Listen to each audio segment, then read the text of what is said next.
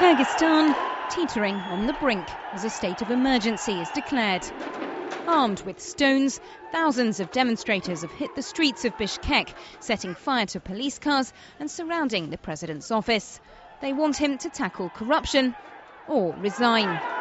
These protesters don't appear to have a fixed leader, but the police are finding it almost impossible to keep them under control. Their response: flash grenades and tear gas. Standing on the roof of the president's offices, the army fires on the crowd below.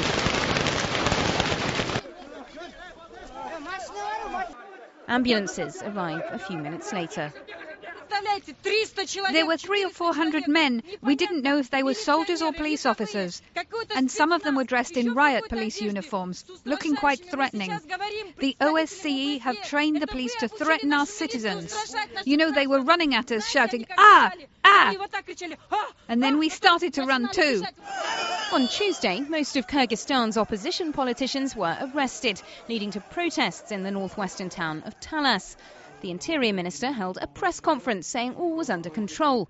But on Wednesday, according to his own department, he was killed. The country's main opposition group, the UPM, has called these mass rallies to demand that President Kurmanbek Bakiyev resign, accusing him of corruption and nepotism.